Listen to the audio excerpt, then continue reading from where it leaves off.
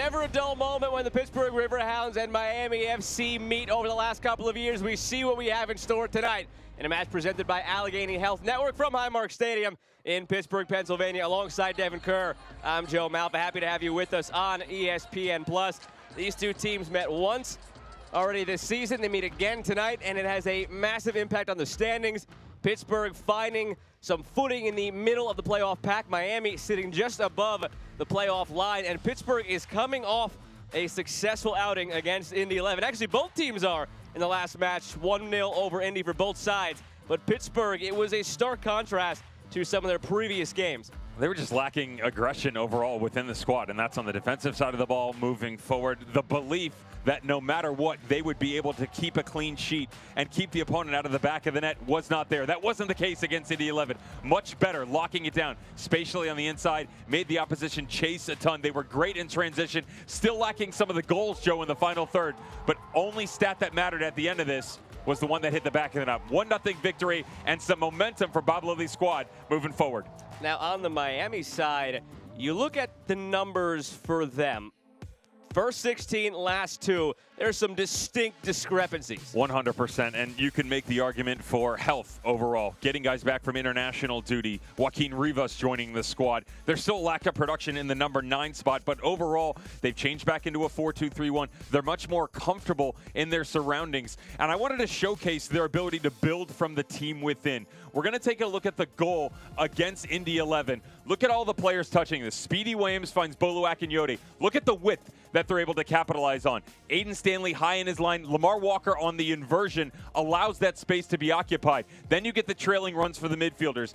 This build from Anthony Pulis should be expected from every single game moving forward, as fluid as it can be for Miami FC. First time these teams ever met last year, it was 1-1. Ever since then, 3-2, 3-2, 1-0, and 2-2. Odds are there will be goals tonight and some excitement on the banks here in Pittsburgh. Riverhounds and Miami up next on ESPN+.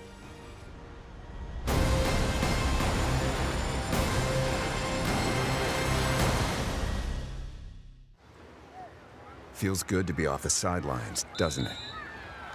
Oh yeah, it does. That extra effort with AHN Sports Medicine got you back here. With every specialty set, custom training day, and personalized drill, you bettered your body. Now line it up. They don't see this move coming. Told you. Go next level with AHN Sports Medicine. Fun comes in all shapes, sizes, and jackpots. These games, they've become a part of me. They get me excited, make me happy. Although I've never been one for math, I've never had more fun with numbers. The thrill, the suspense, you know, it leaves me speechless. But if there's one thing I have to say, it's how much I love it. There's a lot of love for the Pennsylvania Lottery, and when you see how fun it is, you'll understand why.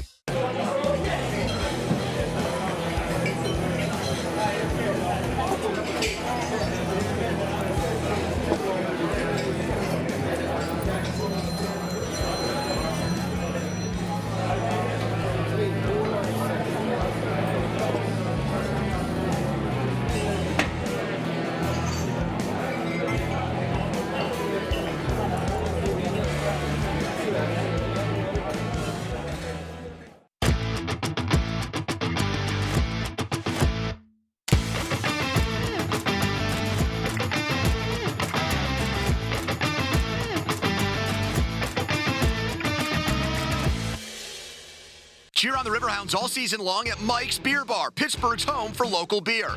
With 21 TVs, over 300 local beers, and amazing food, Mike's is the place to be. Tell your friends to meet me at Mike's, Federal Street, right across from PNC Park.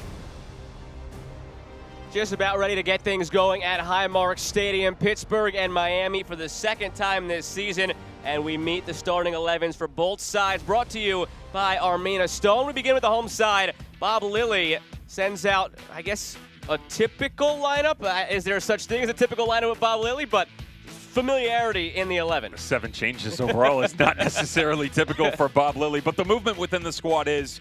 Jelani Peters will join the back line. I'm looking at the right-hand side for this team of Pittsburgh, and Toby Sims and Jesse Williams. Williams usually plays a more advanced role. Toby Sims can kind of fluctuate in and out. You can bump into the midfield, onto the back line. Nathan Dos Santos possesses the ability to turn this into a 4 if need be, and Kennardo Forbes will be given the license to roam, as he always does in his career. 50 USL Championship regular season assists. That's best all time in league play. Miami FC and Anthony Pulis, they don't make a single change from their victory against Indy 11, and I'm looking for them as to see if they can carry that momentum, the consistency within their play.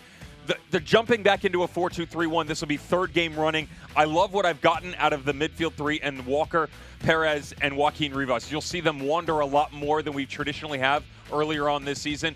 They were isolated on the wings. They had an out-and-out 10. You'll see a lot of interplay within those 3 systems. Tons of change, even when they go in transition. Miami still gets tossed around as a potential dark horse in the Eastern Conference. This is a measuring stick game for them against a team ahead of them in the Eastern Conference. As they've gotten guys healthier and back from international duty, can they find themselves a bit of a run here in the summer? Coming off of that 1-0 win over Indy. From, in my opinion, the most picturesque venue in the league, it's Pittsburgh and Miami. And it's underway from Highmark. Pittsburgh from left to right in the black and yellow. Miami from right to left in the blue. They met earlier this year to a 2-2 draw. What do we have in store tonight? Would you argue that? One of the most picturesque venues? It's difficult to argue. And we've talked about this in previous games before. The Tampa Bay Rowdies like to throw their name into the mix. I think the camera shoots the wrong way there, though. You got to be going towards the bay, not the illustrious Hilton across the street. Though I do love me the Hilton Bayfront. You know, it's fan-oriented as well. The Key does well for themselves in Detroit, even though they're only 1 year in. Cicerone, hopeful ball in, turns into a corner for Pittsburgh. Colorado Springs, a nice one as well. That's pretty, absolutely. I did not mind when they were here, being in Harriman, Zion's Bank, Real Monarchs, and that backdrop. For me, the aesthetics of it were difficult to compete with.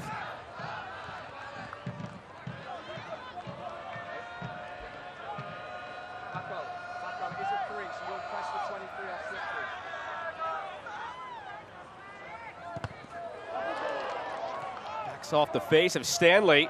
Now it's Sims. Sims overshoots it just a bit. The first 90 seconds in, Pittsburgh spending much of that time in the attacking third.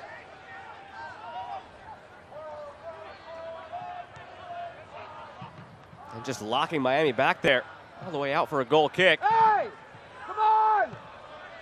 Already hear the shouts from Miami. Trying to wake them up a little bit after a shaky, slow start. Running, throw it low. Hey, give him a chance. Bob Lilly already up off the bench, barking out the orders.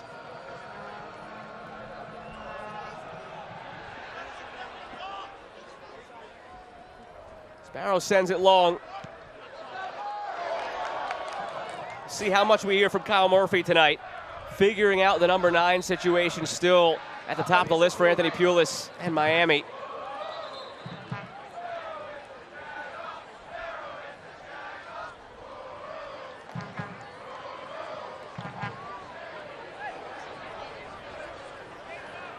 Stanley, the long toss. Almost got all the way through to Jamali Waite.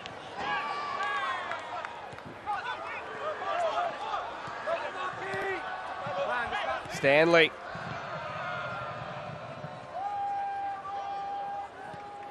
And all the way back to Connor Sparrow, who's already made some friends with the crowd behind him. The peanut gallery out in full force. I need a dictionary to figure out some of the verbiage being used. We should talk to our producer about that. What's the rating on the broadcast? Well, you know, when I went to Germany, my house mother put together this little pocket dictionary, and it had all the translations. So if I didn't know, I could just, a quick reference guide. Normal words, local, that were introduced into your vocabulary in everyday life. That's kind of what's going on behind Connor Sparrow right now. I'm not necessarily sure he knows what's being thrown at him. I can out and out tell you that our producer 100% does, and it's probably not to be repeated on air. I would stay away from repeating it. I enjoy my job. I don't know about you, but.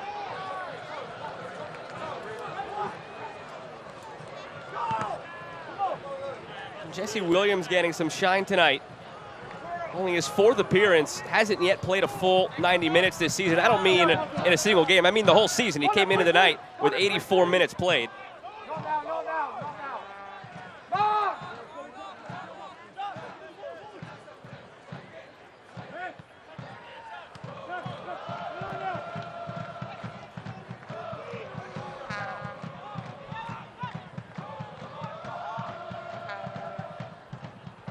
Segber's looking long, finds Perez. Now Walker, run coming on the near side from Joaquin Rivas off the chest. 3rd appearance now for Rivas ever since coming over from Tulsa at the end of June in what was sort of, but not technically, actually a trade. Saw Sean McFarland the other way.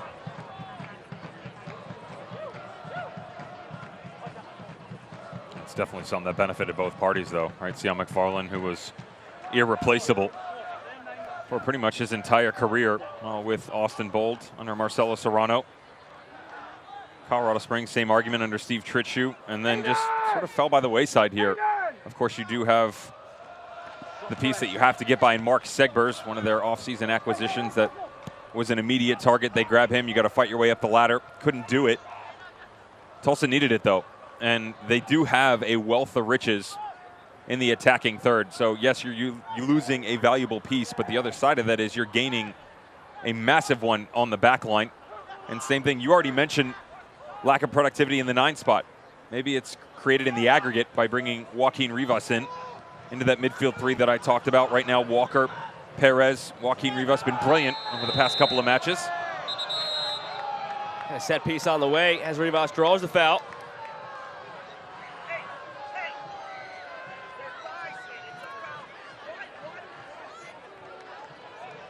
Bob Lilly thinks differently.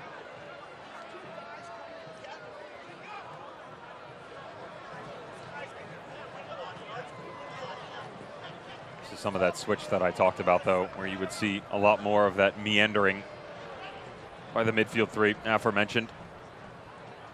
Also, a little surprised that Jesse Williams is on the back line instead of Toby Sims. It's not that either are incapable of that spot, but under Bob Lilly, we have only seen Toby Sims as a starter at the right back spot. Williams is usually up into the midfield. Rivas whips it in. Spins in and now trickles over the line. Whistle from our official tonight. Gerald Flores at the foul against Miami. With that, we take a look at tonight's keys to the game, brought to you by IC Light. Bob Lilly has talked extensively of that, the fact they just need to be more aggressive going forward. I like the quote by poet Margaret Wheatley: aggression only breeds more aggression. It only creates more fear and anger. In this case, it would actually be on the other side of things for their opposition, disorganization, things in that fashion. If they can get the attacking pieces going, this Pittsburgh team could be feared once again. And for Miami FC, spine tingling, work through the middle. The reason they've been successful recently, statistically. Now, you can take a look at the record and go, well, they've played like this, they've done that. The 1-0 win over Indy could have easily been 3 or 4 because of the fact that Josh Perez, Speedy Williams, and Boluak and Yodi gave them so many options moving right down through the middle, which in turn created more expansion in the attack moving forward on the wings. Anthony Pulis has that new toy to play with now in the attack. And Joaquin Rivas believes he could use him as a 7, 9, 10, or 11. And it could change things going forward.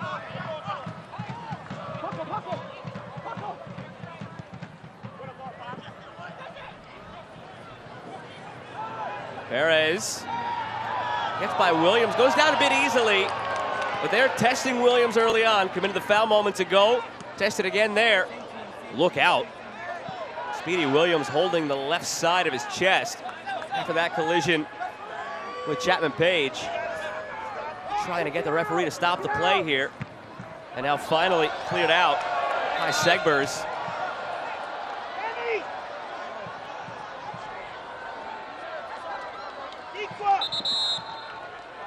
Oh, this is a heck of a collision in the midfield for Miami FC.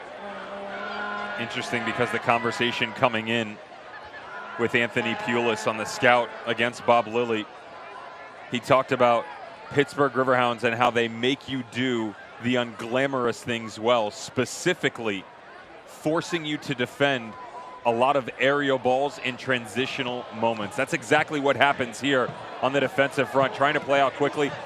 Right on the right side, the 50-50 ball on the inside, step up, Callan Chapman-Page just collides with Speedy Williams, who's trying to track back in and provide a bit of support.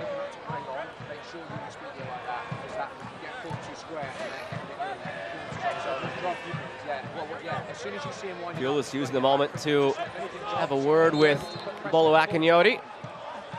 He's just describing the exact same thing. He said, as soon as you see him lining up to knock that ball over, we can't get caught too square. When you have Callan Chapman-Page stepping up and Speedy Williams coming back, that tells you something that Bolo is out of position there, or Speedy Williams is. Now, from the angle, it was difficult to tell. Speedy had gone into a more advanced role, but that could have also meant that the back line wasn't high enough, that he wanted to step in. So he's just reminding the midfielders that we have to create that balance. That was another key takeaway for me, was that it didn't matter how hard they had to work, that if they won the transitional moments and got the turnover they wanted, they had to make sure they were organized. Pittsburgh pushes you into these uncomfortable places that even if you win the ball, Joe, you have to make sure you have support around, and a lot of times the teams they're battling against don't.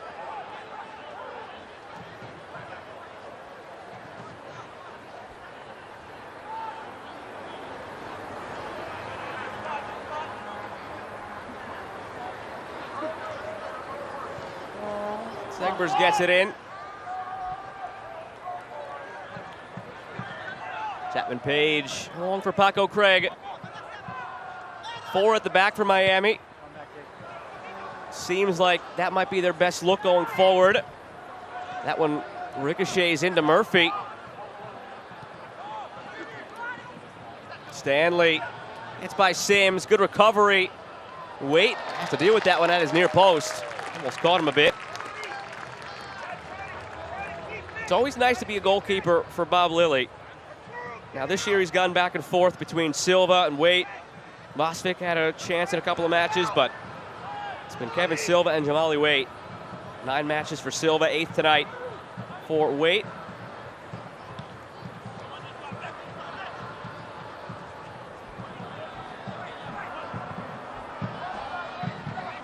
Inside, Rocco!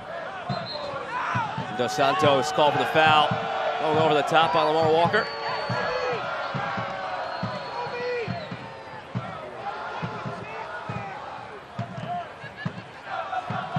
Plenty of familiarity between Bob Lilly and Anthony Pulis, going all the way back to the Rochester-Orlando matchup between those two coaches. 8th time they're facing off tonight. Cicerone finds some space as Segbers stumbles. Cicerone squares it. Good step by Dos Santos to keep it alive, and Forbes commits the foul.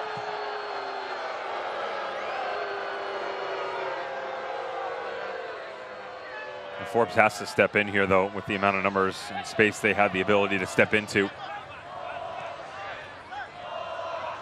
Just watch the overall tempo as we continue through here. A lot of starts and stops. Difficult for Miami FC to find any sort of rhythm, really, for a team that wants to be possession-based on the ball and challenge you in the tight windows. Technically, extremely gifted players within their squad. The difficulty, though, when you don't have a ton of the ball in those moments, hard to keep up with. Perez feeds it along, and it just sails in the end. Curious to see how often we see Rivas and Perez linking up centrally. Salvadoran teammates internationally. Well done, Wacko! Pulis has the edge on Bob Lilly only slightly. Again, the 8th meeting tonight between the two coaches. 4 have been ties and 2 wins for Pulis, 1 win for Coach Lilly.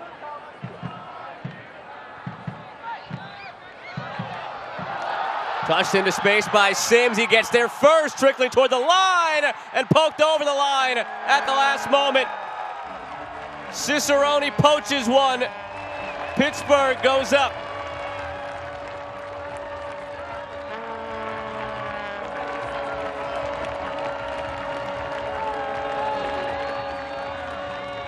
Same thing, though, coming in. It's the quick transition moment for Pittsburgh Riverhounds. The rate of rapidity in which you move from one end to the other has been severely lacking for the Hounds in the past couple of matches. Easy to track that through statistics and their overall record. But here's those 50-50 balls that Anthony Pulis talked about. Ball just gets served up from Jamali Waite. You go up, win it on the flick on, and then check the explosion into the final third. Great job getting around the outside of Aiden Stanley. Even with the touch, still work to be done. Headed to the back of the net? Absolutely. But a little love tap from Russell Cicerone to get his 8th of the season and put the Hounds out in front.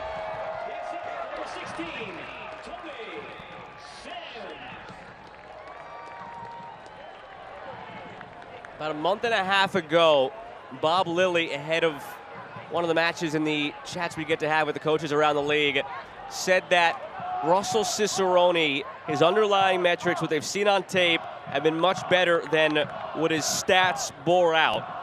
The stats have shown up now over the last 10 games. That's his 6th goal to go with 2 assists in the last 10 games. And he is showing the form that made him last year's leading scorer on the team with 16 goals.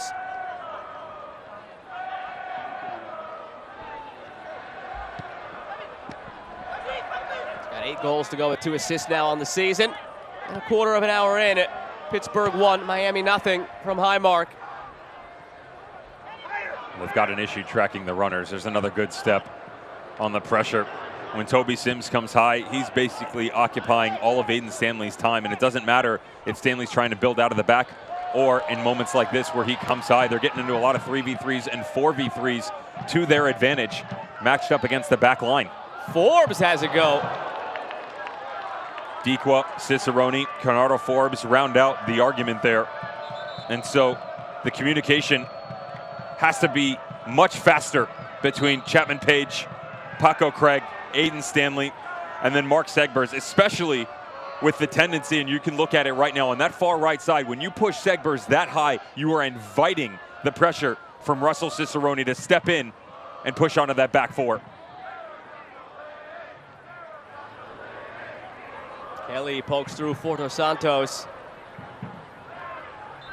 That one just over the line. They hit a dry spell in there, Pittsburgh. After starting the season 7-2-1, went 6 straight without a win. 4 of those losses, outscored 12-3 in those 4 losses. And they won the last 2 against New York and Indy coming into the night. So it begs the question, who is the real Pittsburgh? Is it contingent on whether they're home or away? We know what their home and away splits are. But we've seen this team go through highs and lows this season. It's a matter of peaking, I guess, at the right time going into the fall. And Bob Lilly has said a ton about this squad, though, namely that it is the most talented and deepest team that he's had under his tutelage in his time here in Pittsburgh. He referenced that 2019 team that won the regular season in the Eastern Conference, and he said that 19 team could play with anyone. And then he went to talk about other teams around the league itself, but he kept coming back to the fact that this team, there is an art to making changes within them, tweaking it to make it easy for the players around them. So to answer your question, the versatility is what I take out of that comment. Their ability, coming off our point in the lineup, how 7 changes coming in, and yet they look better in the first 15 minutes than they have in the previous 3 or 4 games combined. They have 8 goals in the first 15 minutes this season. That's better than any team. So that aggression aspect that I talk about, when it's not there, their identity is gone. They have to be on the front foot, constantly challenging you. When they start to absorb pressure, which previously they were great at, when they start to absorb pressure in that fashion, Joe, and sit back, take their foot off the gas pedal, and apply it more on the defensive side, on their goalkeeper, which, to be fair, hasn't been solidified, we're seeing the results fluctuate the other direction. Granted, there was a midweek game, and granted, Bob Lilly feels this is, like you said, his deepest team of all time. Is there another coach in the league who would make 7 changes to the lineup coming off of 2 straight wins? Probably not. Probably not, and it worked out. And probably not against a Miami FC team, respectfully. Now, you could look around the Eastern Conference or the league. You know, I tend not to argue this in the West because it's a bit deeper this year. but if it's a Red Bull 2 team, a battery team, you're probably not seeing as much rotation from other managers. Bob Lilly doesn't care. He's going to find a way within his group, no matter the circumstance, to make sure everybody's healthy, the rotation is there, and yet still challenging them on both sides of the ball. Rivas clips it. A lot of contact there in the area. Miami wanted the call, didn't get it, and now Pittsburgh breaking out the other way. Flipped through by Forbes for Cicerone, back again. Canardo Forbes with numbers. Forbes, back post. Kelly keeps it alive and headed away by Craig. Dos Santos, too much on it, looking for Cicerone. So do you agree that's a penalty kick? No, when I said you pulled him down, you nodded in agreement as if to say, yeah, he's pulled him down. Just gets caught here.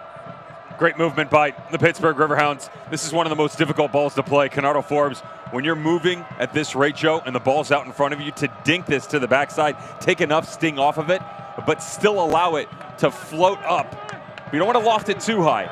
That's a combination that's almost impossible to get unless you're all the way to the byline cutting it back across. Anthony Pulis in the fourth official's ear after that non-call in the area.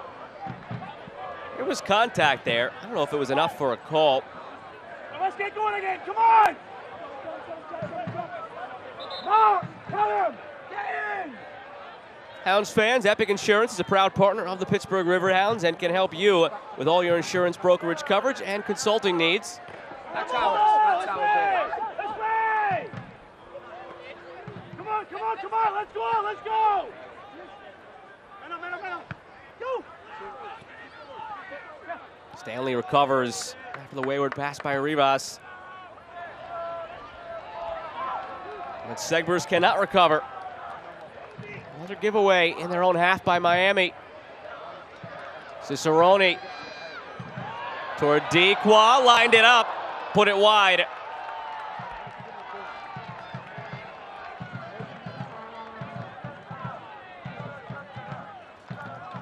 Trying to claim that it was deflected.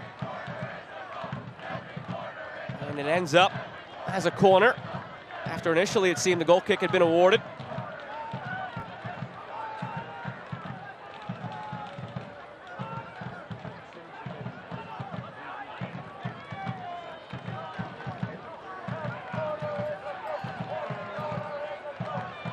League's assist king lines up the corner.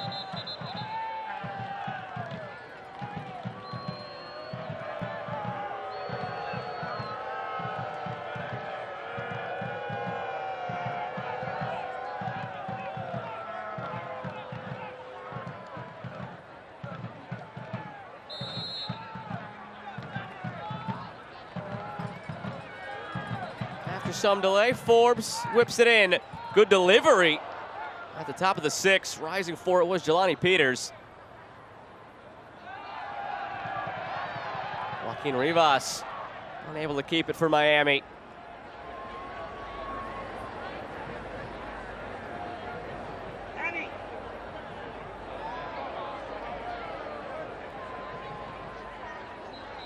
Not making any friends, are they?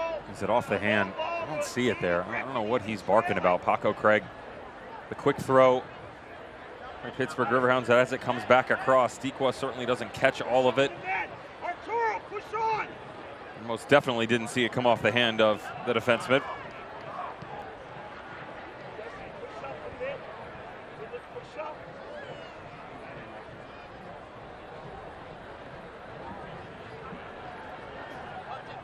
This is the other thing that's so difficult with Bob Lilly. As he changes systems, you and I were talking about it, not just from game to game, but within the game. It's so difficult to track player movement, the tendencies. I mean, Danny Rivera last time out against Indy 11 was basically operating as an out-and-out number 10. If you watch him tonight, about 90 seconds prior, he was the lone six just in front of the front three. Now he's pushed up and is almost shoulder to shoulder with Canardo Forbes acting as 2-10s. Good job by Angelo Kelly dropping underneath, and then they start playing as 2-8s. Now, that movement within the midfield, it's not that it's groundbreaking, Joe, but a lot of times you'll see a team, here's my focal point underneath, here's my two attacking midfielders, you guys go do your thing. The greats, though, your Rowdies, your Louisvilles, you know, the Phoenixes of old. I have to say that because things are obviously different in the Western Conference. There's so much tactical movement within the midfield, especially when it comes down to 3 or 4 players. That is one of the biggest assets you will get out of the Riverhounds this season, is they've got a true depth of wealth when it comes to the positional attacking of the midfield players. Double-edged sword maybe at times. Can overthink things and not allow the team to get into the rhythm. Maybe when you go through a lull like they had, 6 winless, 4 of those being losses, you turn around and say, all right, maybe you pick one and you stick with it and see if you could find a rhythm. But that's not Bob Lilly. It never has been. And why would you change what has been so successful in the regular season?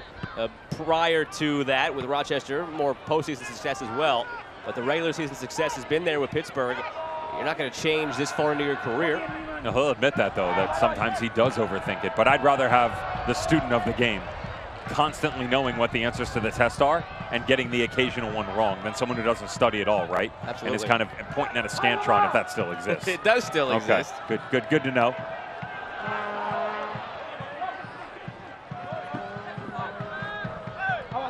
I told you the key takeaway for me about Bob trying to figure out all of those positions.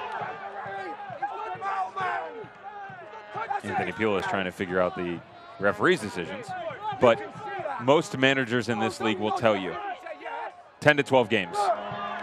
That's where I know the team that I have a real good idea of 8 or 9 guys that are usually penned into the lineup.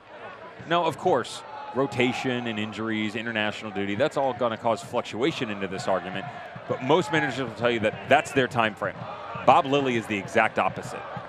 He told us that he is more, I have a good idea with 10 games to go. Well, he's approaching that window now, right? You're getting to the second half of the season where you're within that 10-game range of knowing who your guys are, what the best options are for you, the depth pieces, when and where to employ them. Though fascinating that while at the Pittsburgh Riverhounds, postseason is usually where things go awry for them. And some of it has just been bad luck in terms of the postseason. Look at last year. COVID. Nothing you could do about that.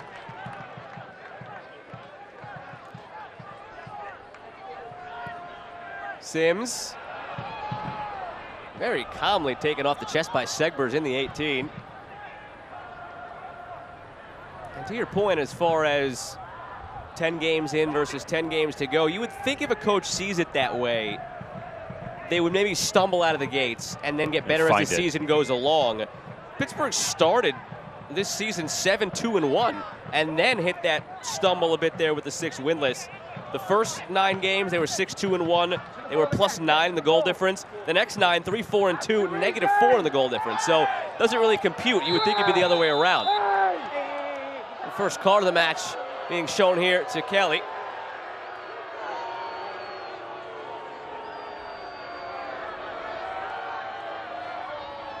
And there was no question on the step through here. Right on the foot, on the follow through initially when he pushed through. Right there. That'll leave a mark. He's just late to it. Ball away from Angelo Kelly. It's really the first true time, and Anderson's got to calm down a little bit here, that we've seen him make that full extension out of the midfield, trying to push the tempo going forward. Most of that responsibility has rest on the shoulders of Canardo Forbes and Danny Griffin. I don't think Danny Griffin, I'll say this, it's not even think. I know Danny Griffin doesn't get the credit that he deserves within this system. 67 straight games since turning professional. Hasn't missed a single match in his time at Pittsburgh. He's played all but 17 minutes since the start of 2021. Let that sit in for a second. That's way past Iron Man.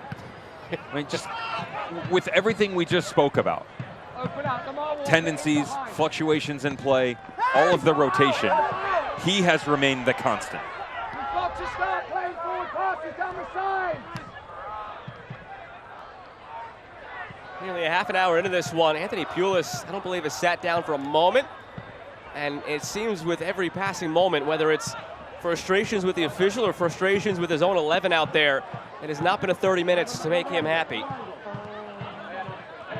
Bottom of your screen, animated, kind of going up the line with the ball. The pass was found to Walker.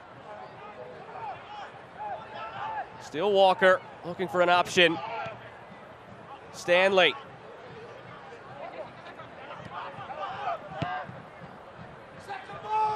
Seemed promising for a moment when Walker had that space, but after all that, almost turns into nothing. The ball still somehow stays in, and it's a foul against Walker.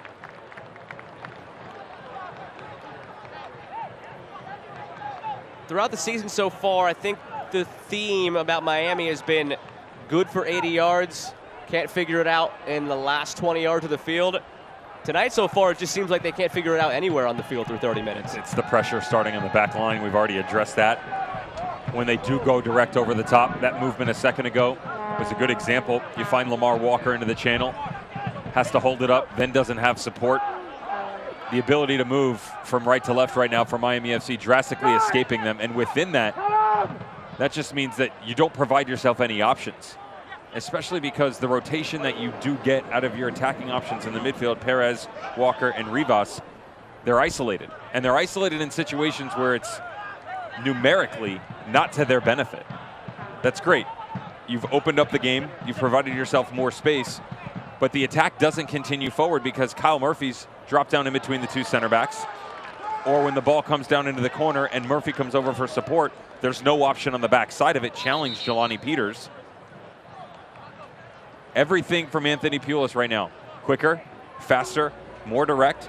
What'll end up happening is if you can show this card a couple of times and you stretch them, Pittsburgh will give you a bit more respect. They're going to back off a tiny touch, which means more space within the midfield to operate within. You still got to get Akinyoti and Speedy Williams to play a higher line and get on the ball.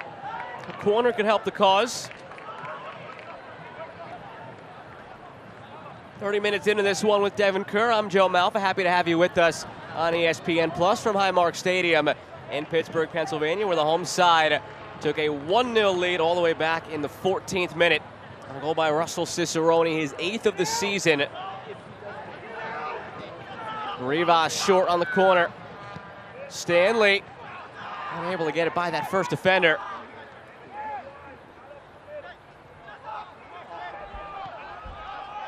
They've got nearly 60% of the possession, Miami. They don't have a shot on target to show for it. Anthony Pulis mentioned that expected goals, a stat that really only the coaches talk about, not necessarily with the players, but right now it's 0.2 for Miami. It's 1.04 for Pittsburgh. Perez, driven ball, diving header away from Dos Santos. And Dos Santos gets on his horse now to join the attack. Overlap coming to the left of Cicerone. Forbes. Is it to Sims?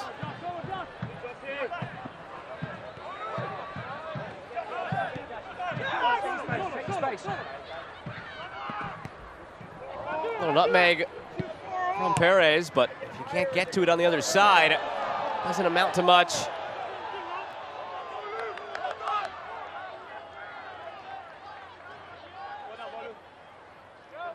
Celebrating its 75th anniversary, Select is proud to be the official match ball supplier of USL Championship. Choose what you play with at www.selectsportamerica.com. Select, League's Choice, Player's Choice.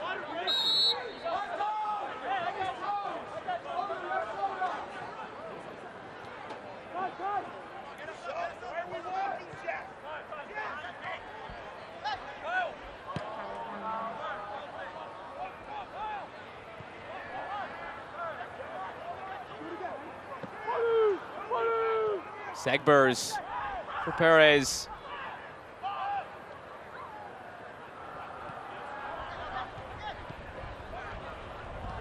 Swung around for Craig. Every time it seems like Miami wants to go forward, there's just no alleyway presented to them by that Pittsburgh shape, and now Pittsburgh wins it back.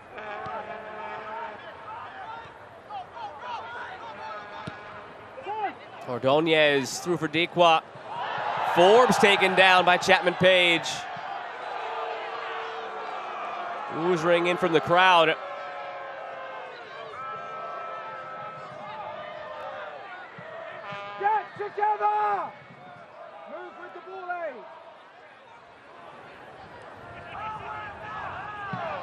Segber's harassed by Cicerone. Nothing at all coming easy for Miami, and you mentioned that early in the match. They knew coming into this, Anthony Pulis, after the way they were able to control some of the match in the second half of the first meeting. He expected a more aggressive Bob Lilly. He expected things to be a lot tighter and a lot tougher, and his expectations became a reality. Well, now they've got to turn the tempo up on their end. Again, you can only take so much without giving yourself a respite from what's been thrown at you. Oy.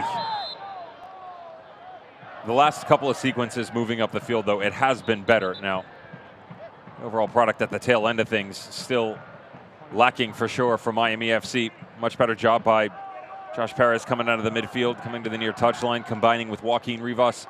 You have to create those overloads for yourself when formationally, the way that the tactics step up against you, it's just not provided at this point in time. With Canardo Forbes pressuring up high, Cicerone's in that argument as well. I would say that young man right there, Toby Sims, has done a very good job so far at giving them a great counterbalance up against Aiden Stanley on this near touchline. And the issue the referee's going to have here, it's the swing through, to me. Goes to ground, looks to have won the ball, but watch the secondary swipe on the follow through, because the lead left right there studs up. The left leg is fine. The right leg, watch the stud straight up in the air. That's the issue. If he only comes with the left or you come with the forefront, you're fine. But you go like that, I've seen refs throw players out for that much. You know, I was going to say you and I don't always see eye to eye on the yellow-red debate. That's red for me. And I honestly don't hesitate much to say that. That was bad. That was, the studs were way up on that one. I wouldn't brandish a red if I was the referee. However, I could understand if a referee administered it. Thank God you never reffed one of my games. I never would have been allowed on the field. It would not have lasted very long. That last look we saw of it, I mean, his right leg was 2-3 inches off the ground, and the studs were pointed upward into the calf. That was dangerous.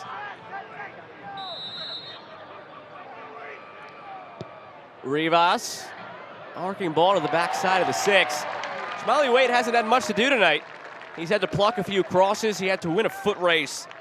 About 10 minutes in with Mark Segbers to clear it out for a throw-in. That's about it. 3 shots and not on target from Miami so far.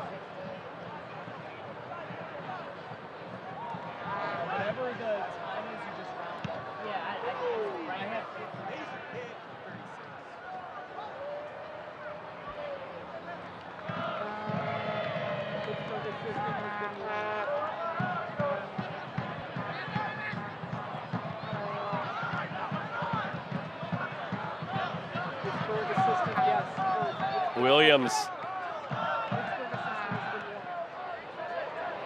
finds a way through to Sims. Dequa. Sims. Like what you've seen so far from Sims on that right side tonight? He's been active defensively and offensively. Absolutely. I love this little movement by the Riverhounds. Watch as Jesse Williams comes in. The ball right here. If Angelo Kelly knocks this down into the channel, it's much easier for Aiden Stanley to get into the space. Instead, that half second where he keeps it on the interior and then the secondary ball is played in, that hesitation allows Sims to get higher in the attack, play the ball back across. You find the combination passes with Albert Dequa. Now, they don't get their end result in the fact that it's a goal, but the build itself, it's the little things that don't show up on your box score, Joe. That little touch from Angelo Kelly that allows everybody else to start that continuation moving forward.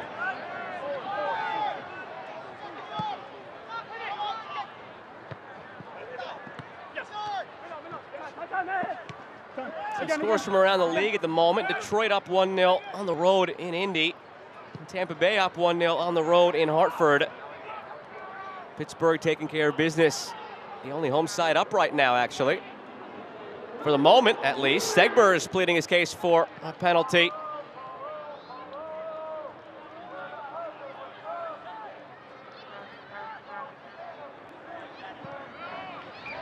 Some space again for Sims. Good first touch as well. Good ball. Over the top, Cicerone takes it down. Rebound for Dequa. Dequa saved off the line. Had that ended up in the back of the net, it's one that Bob Lilly would have played over and over again on the highlight reel for Toby Sims. Everything about that, the touch, the ball. On the other side, Cicerone's touch, but Sparrow denies and then saved off the line.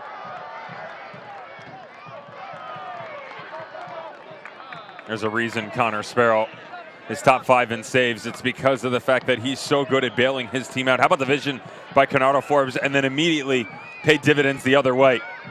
Side-to-side stuff, stretch them thin. You get the explosion of speed into the final third. What you've seen in the first half from the Pittsburgh Riverhounds, outside of more goals, which obviously you would like if you're part of the Hounds fan base, has been pretty impressive. Defensively locked it down. They've squeezed into tight spaces. They've opened the game up at will. This is what you come to expect out of a Bob Lilly coach team and the talent that they have at their disposal this year. Kyle Murphy helped win this throw-in. And I think that's the first time we've seen Kyle Murphy in a little while. So it goes back to the discussion with Anthony Pulis about the role of the 9 in this team. You asked him straight up, do you abandon it at some point or do you stick with it? And he mentioned that there's a lot of underlying reasons as far as keeping it. But Kyle Murphy, Romeo Parks, whoever it's been, the production just hasn't been there in terms of the goals and the assists. You've got to find a way to get him going. You need, at this point in time, you need 8 or 10 goals from him. Kyle Murphy sitting on 3. Romeo Parks sitting on 3. You've got to basically more than triple their output to get them in that spot. Now, obviously, the tripling gets them over the 10 mark, but needing 7 goals to get them to that 10 mark, you've only got 6 between the two. You need 7 each. It's a problem. It's a serious problem. And for a team that possesses so much talent everywhere else on the field, right? You keep Connor Sparrow. Paco Craig stays. Callan Chapman-Page is healthy. You can bring Aiden Stanley in. You go get Mark Sedbers. That's a very good back 4.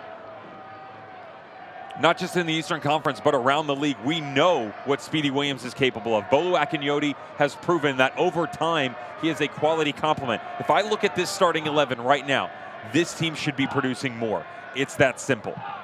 But if you remove the 9, there are statistics that aren't showing up, much to my point about Pittsburgh a second ago, that don't allow you to open up some of the opportunities. Now we're 42 minutes in, they don't have any. That's not because of lack of trying. That's execution by Pittsburgh tonight and the way that they've set themselves up. And that conversation with Anthony Pulis unfolded a bit into, is a false 9 in the cards? Do you stick with the 9 as is? And it's stick with it as is the answer because of some of those underlying metrics. But it does beg an interesting question with the man on the ball right now, Joaquin Rivas. You do have other looks that you can explore as the season goes along. Can, but should you? That's the other issue is if you start chasing your tail, you will start to lose some of the consistency. And I say that because overall, their performances haven't been poor. Should they be producing more? Absolutely. Their manager and every guy in a blue jersey right now will be telling you that. But it's not for lack of trying. There are other teams around the championship you look at, and they have been poor. Bad, awful, even you could argue, at certain points in time. But right now, the setup is going to be the main issue. There are too many misnomers numerically, where when Aiden Stanley comes high and Lamar Walker inverts, that run's already gone. Right, that needs to be something that's developing as one is on the ball to create the overload on their own side. Pinballs around a bit, falls for Perez. Stanley rifles it, and it's out for a corner. Joe, if a ball's played into my feet and then the run develops, Toby Sims, Jesse Williams, Angelo Kelly can slide out of the midfield. You know exactly where you need to step into.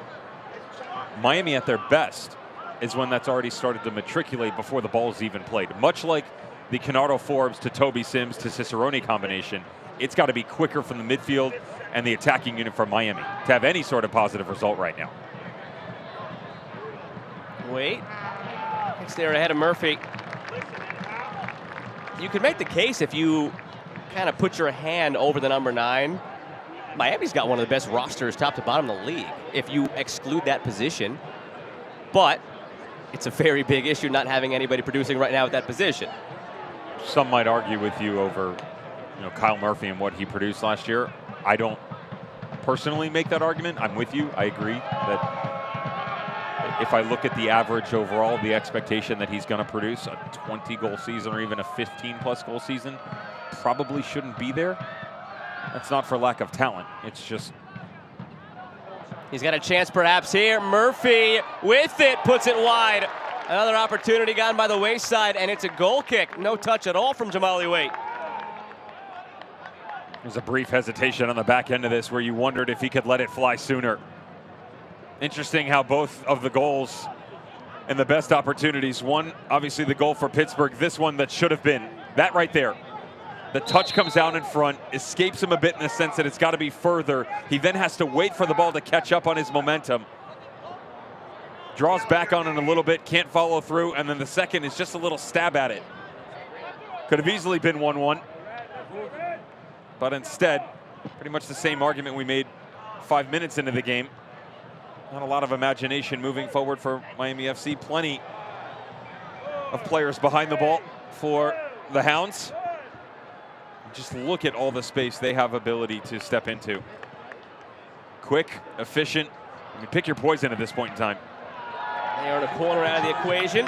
2 minutes of added time brought to you by Mike's Beer Bar. Not only does Mike's Beer Bar the home of the famous steak on the bone, but it also is the official watch party of your Pittsburgh Riverhounds. Meet me at Mike's.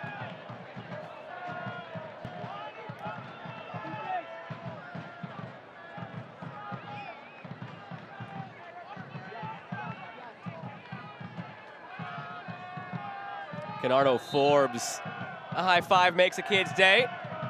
That kid's day would be a lot brighter if they can get a second goal right here. Forbes drives it, good delivery. Back post.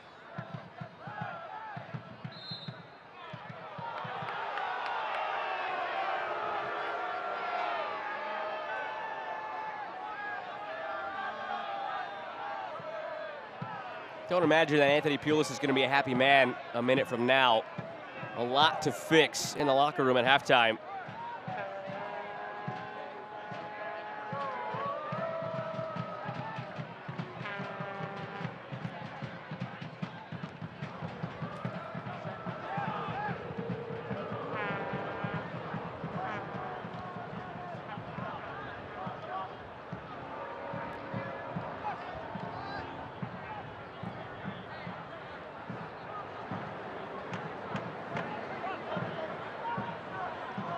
One last chance perhaps for Miami to turn this game on its head and find the equalizer before the half. Their best chance came moments ago through Kyle Murphy. They're still without a shot on target though. He put it wide.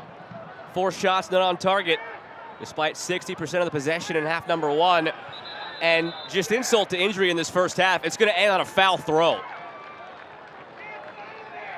That's your last play of half number 1 as the whistle blows. A lot to figure out for Miami. The foul throw gets me. It's sort of the way the half went, though. Nothing went to plan for Miami FC. They've got to speed up their tempo, find a way to create their own mismatches because Bob Lilly has done that. He's isolated the wings, everybody within the midfield three. Forbes, Griffin, and Angelo Kelly were brilliant.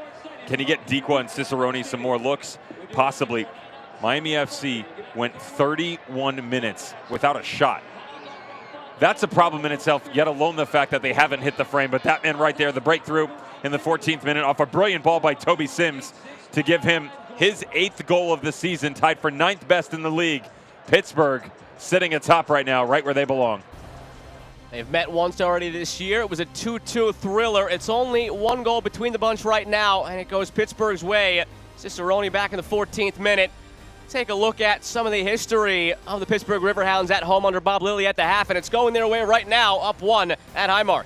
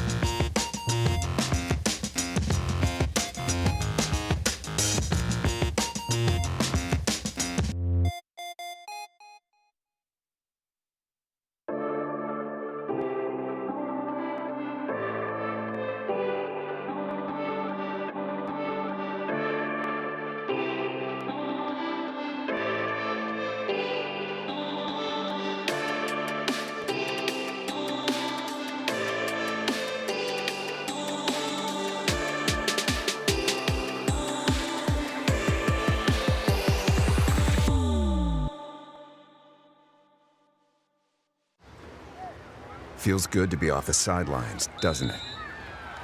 Oh yeah, it does. That extra effort with AHN Sports Medicine got you back here. With every specialty set, custom training day, and personalized drill, you bettered your body. Now line it up. They don't see this move coming. Told you. Go next level with AHN Sports Medicine. At the break between Pittsburgh and Miami, it gives us a chance to dive into some of the history of Bob Lilly when it comes to his home record with the Pittsburgh Riverhounds. It is terrific overall, and it's been terrific this season coming into the night, 6-1-1 at Highmark Stadium. A lot of teams think about the Pittsburgh Riverhounds and their ability to defend, and rightfully so. They're fantastic on the defensive side of the ball. Now, we talked about the aggression or lack thereof earlier in the game, but when they get home, they're just flat out better. It's that simple. What's impressive to me is not just how they are at home, but how they can mimic it away and on the offensive side of the ball. But home sweet home and Highmark Stadium, every single year, they have and continue to carry one of the best home records in the entire USL Championship, bar none. And away from home, it's drastically different. This season, they're 3-5-2 on the road. Come home, different story. And historically, Bob Lilly almost has more L's in his name than he does at home with the Pittsburgh Riverhounds. The games are ridiculous. Since 2017, his home record, you could take it a step further, by the way, and that in 134 games in totality under Bob Lilly, they average 1.67 goals a game for themselves going forward. That's not terrible. Defensively, it's downright rude. They carry a plus 101 goal differential. They have 58 shutouts. 43% of the time you play the Pittsburgh Riverhounds, you are coming out with a 0. But the biggest takeaway for me, and it's the change overall in the USL Championship. You notice anything about that graphic right there? Every single team from 3 down has a title of sorts. It could be a Western Conference, could be an Eastern Conference, or an entire USL Championship. San Antonio and Pittsburgh have changed things offensively over the past couple of years. They are the only two of them not have gotten a title yet. Maybe a prelude to what could be to come. Could be Pittsburgh against San Antonio down the line. We shall see. Pittsburgh has 45 more minutes to continue to improve that Bob Lilly home record. More after this. Goes topics. I mean, yeah, let's talk about today we're gonna go topics. Roll it down. I am. You don't need a car to listen to Sirius XM. You can listen anywhere. You know that, right? What? Kevin Hart's Laugh Out Loud Radio. Kevin, you could use your phone. What? What? Alexa, play Kevin Hart's Laugh Out Loud Radio on Sirius XM. What? This is how I know you're getting old. I guess that was it. What?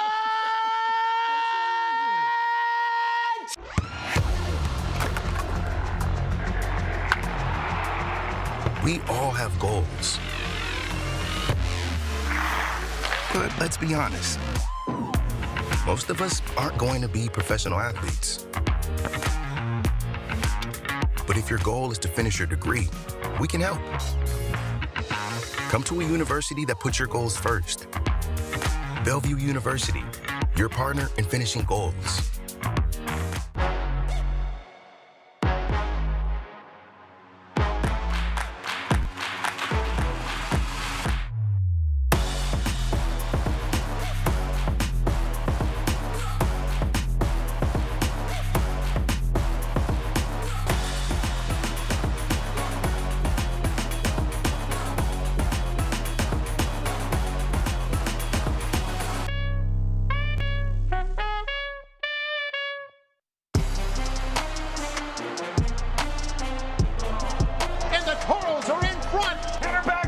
Swatted away by Miller. Volley from Aquay. Wow. What a wonderful team move for Las Vegas. And a goal from Trejo. Spectacular build-up. Alvaro Quezada, good feet. He's found the upper corner.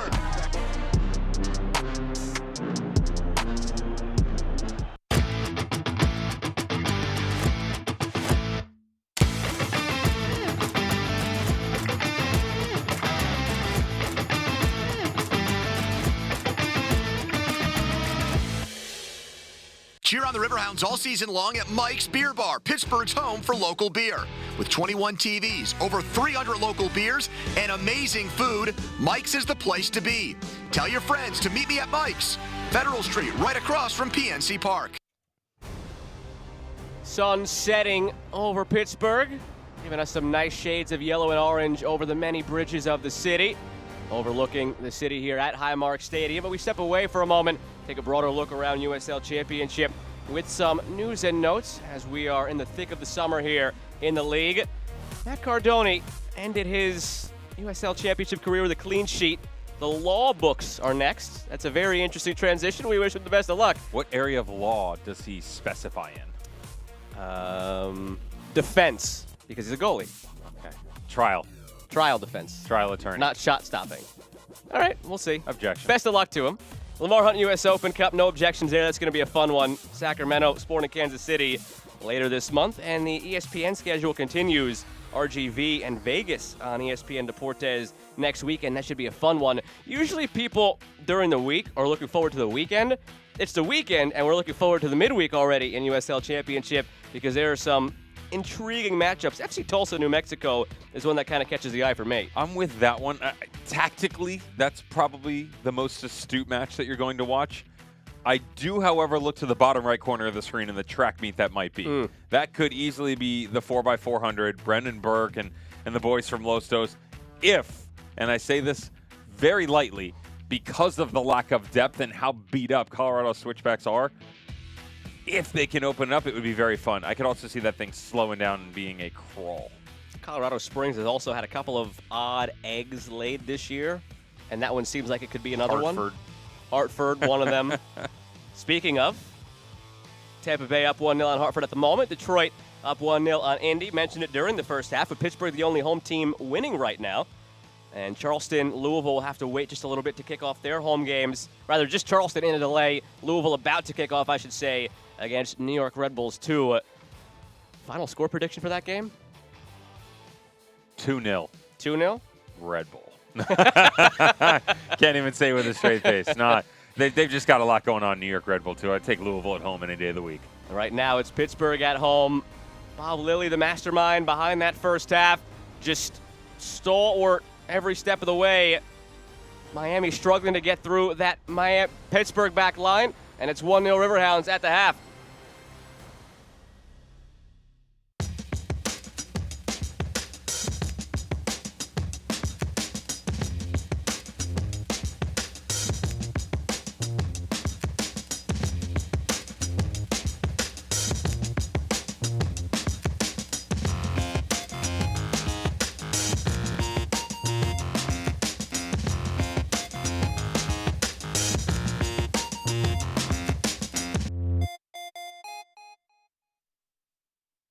Cheer on the Riverhounds all season long at Mike's Beer Bar, Pittsburgh's home for local beer.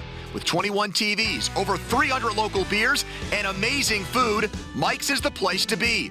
Tell your friends to meet me at Mike's, Federal Street, right across from PNC Park. Fun comes in all shapes, sizes, and jackpots. These games, they've become a part of me. They get me excited, make me happy. Although I've never been one for math, I've never had more fun with numbers. The thrill, the suspense, it leaves me speechless. But if there's one thing I have to say, it's how much I love it. There's a lot of love for the Pennsylvania Lottery, and when you see how fun it is, you'll understand why.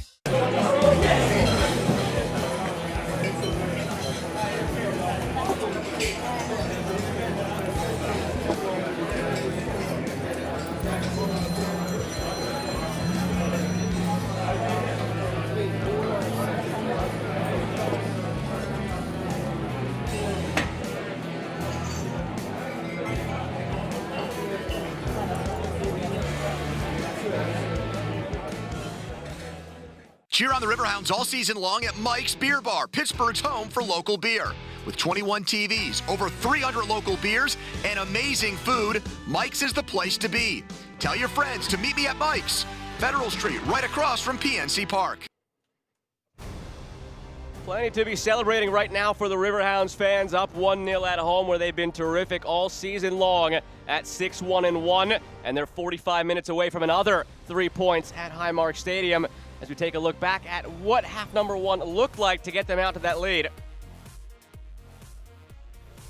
Started in the 14th minute from Jamali Waite. A couple of touches later, it was in the back of the net. 7 total shots for the Riverhounds in the first half, and this was one of the first ones. Great job here by Toby Sims, who had himself an incredible first half. He was brilliant.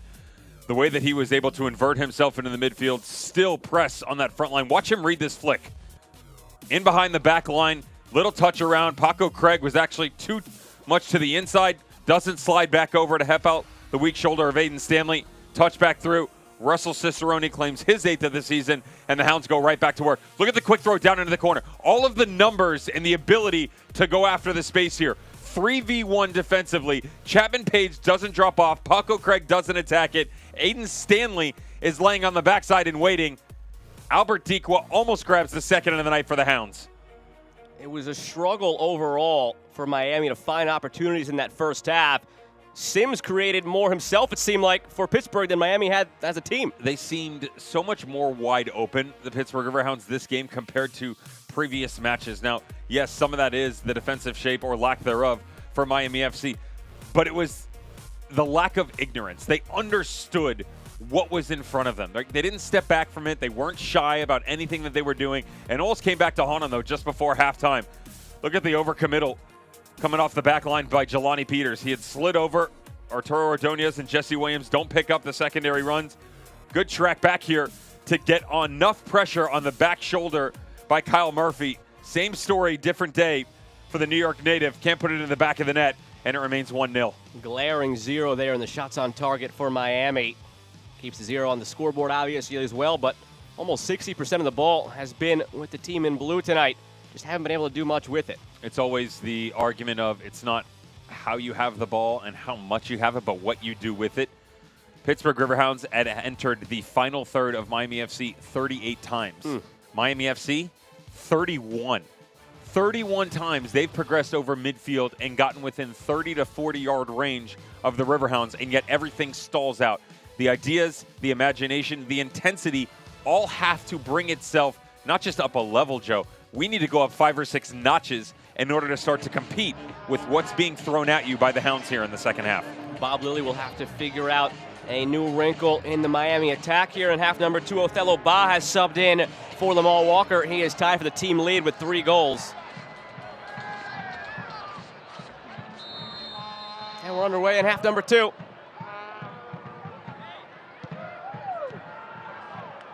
Speedy Williams for Joaquin Rivas.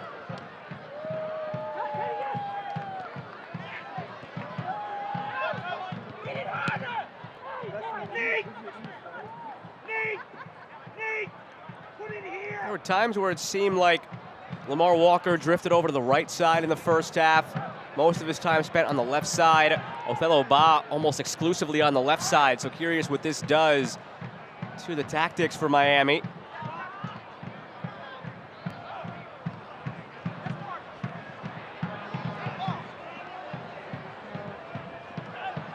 Rivas taken down cleanly by Jelani Peters. Peters trying to figure out what to do with it next. Fish out of water. He was looking left, looking right, looking straight. He's trying to blame it on Cicerone now, but not often that you want to see your center back over that white line with the ball at his feet. Here Bob Lilly's going, give him the ball, just play it. He knows. He tried to yell over the left shoulder. Lilly put him in his place. Great step, by the way, by Jelani Peters, but not his best impression of Virgil van Dijk. We'll leave it at that. No. Here's Ba, his first touches on that left side. Back for Stanley. And again, that's really all Jamali Waite has had to do tonight. Just pitch and catch on some crosses, and that's about it. For me, I'm looking at the speed of Othello Ba. I'm with you on the change. We talked about it coming in and addressed it in the first half on the fluctuation of play positionally. Josh Perez, Joaquin Rivas, and Lamar Walker, a bit more traditional in terms of the vertical threat that is Othello Ba, but the speed should complement to help push them back on that right flank. Murphy wins it from Peters. Somehow he got it back from the ground and draws the foul. I was waiting for Murphy to take that into space in the box, and he just never found the ball. It seemed to be the same argument that happened in the first half, where it just got caught up underneath him after the challenge on Peters. They got to find a way to push Toby Sims further back, though. He can't be as aggressive as he was in the first half. Nudge from behind, possibly. Doesn't even know that he has it, does he? Jelani Peters, that outstretched right leg. It's a locker room story later. Meant it all along, boys. Two ends of the spectrum there. The carry across midfield, where he didn't look like he knew what he was doing, and there where he just didn't look like he knew he had the ball.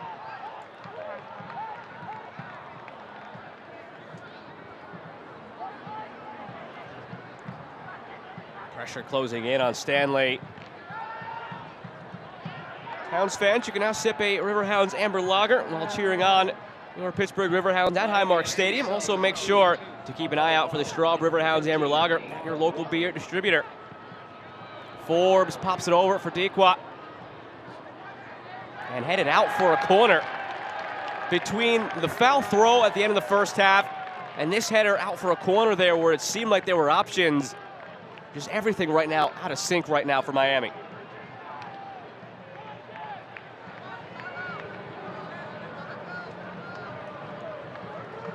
Question is, can Pittsburgh make them pay on the ensuing corner? Only thing Pittsburgh is missing right now is that insurance goal. Help them breathe a bit easier the rest of this second half. Forbes delivers, Peters finishes! There's the insurance!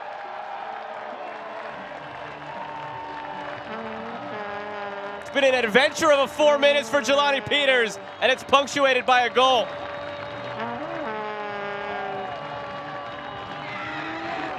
.65 might not be fair enough in the program for Jelani Peters.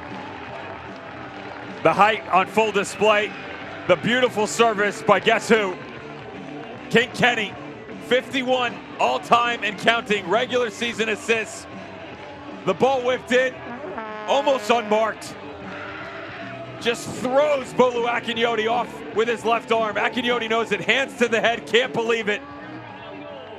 It's a decent matchup on the inside, both big men, but the momentum used to full advantage for the center back to get his first goal of the season.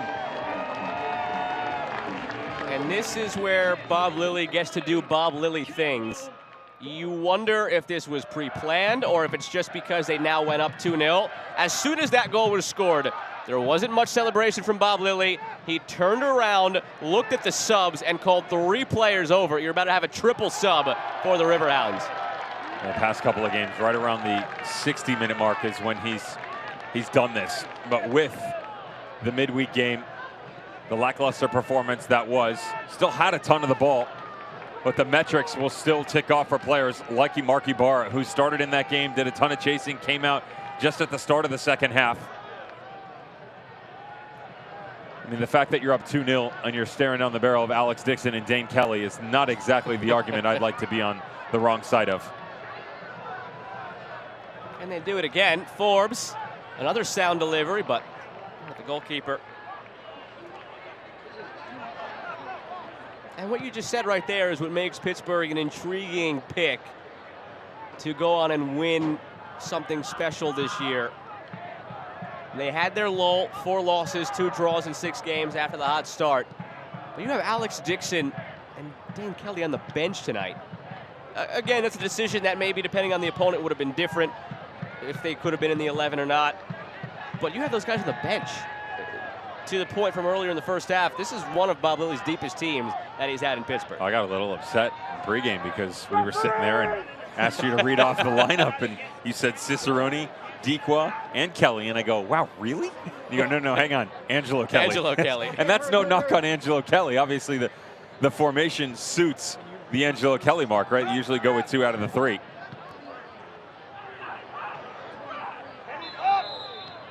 All-time leading assist man in Canaro Forbes, all-time leader in goals. Dane Kelly, 105 regular season goals. The appearance leader. I mean, they're there for a reason. Right? The consistency of play that is desired by a manager like Bob Lilly. intellectually challenging you. What is your soccer IQ like on and off the field? He's so good at taking any player at any position and making them better somewhere else. And that's such a conundrum to say, but it's the truth. He isolates talent and then finds a way to expose it to the best of his abilities within his systems. Plural. We've got Sims, Williams, and Kelly coming out. Wheat, Rivera, and Ibarra coming in. Pittsburgh Riverhounds substitutions. Number 3, Shane Wheat. In for number 23, Jesse Williams. Number 4, Danny Rivera. In for number 16, Toby Sims. Number 18, Mark Ibarra. In for number 6, Angelo Kelly Rosales.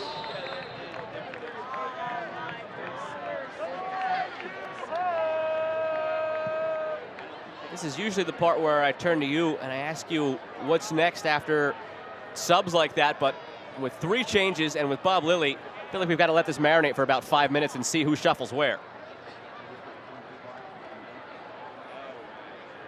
Segbers dances his way through. Akinyoti. Williams dispossessed by Dequa. Cicerone off to the races. Rivas trying to track him down. Back for Dos Santos. Griffin. Over to Forbes.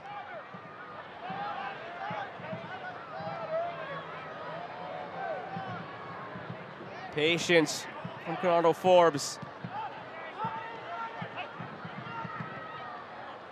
Johnny Peters gave that one up a lot quicker than he did earlier in the half. Cicerone. It was a strong build until that point by Pittsburgh.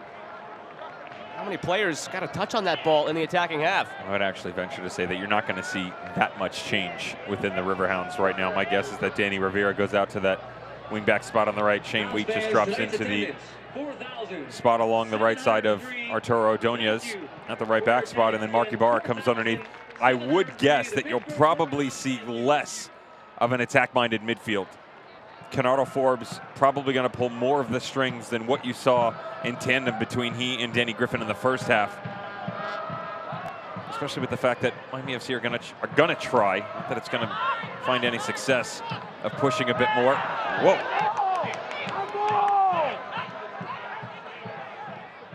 Ended up as a clean win of the ball for Dos Santos. Looked like it could have been worse. Cicerone.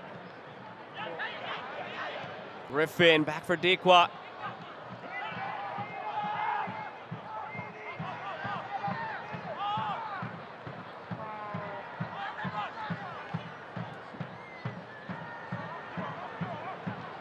Rivera leaves it.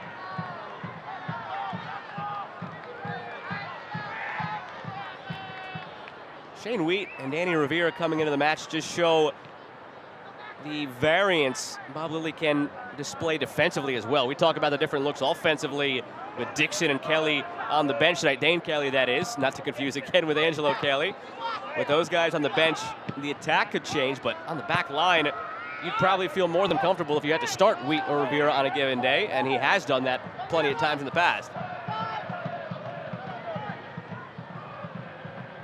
Griffin. That's a tackle. That's a man's tackle right there from Danny Griffin.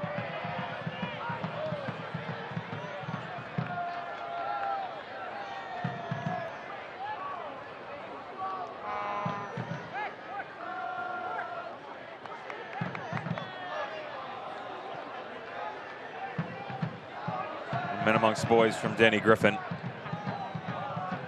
Oh, it's so good.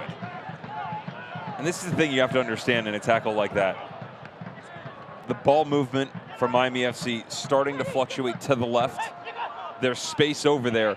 If you don't get there and get it wrong, meaning leave your feet overcommit, and the space is now easier to step into, you've overexposed your entire team in the midfield.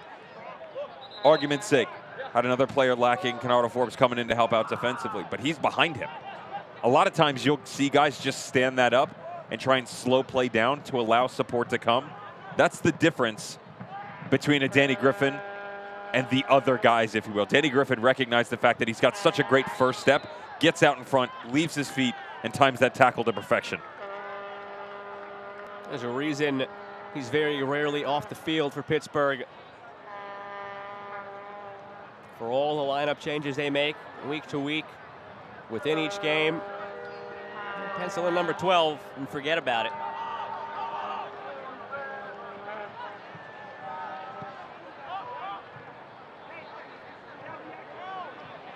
Dequa ends up with it. Forbes, a stinger on the ground. No trouble for Sparrow. Make sure to check out the brand new IC Light Corner Kick Suite at Highmark Stadium. You can watch all the action right on the field. Call 412-865-GOAL today to reserve your outing.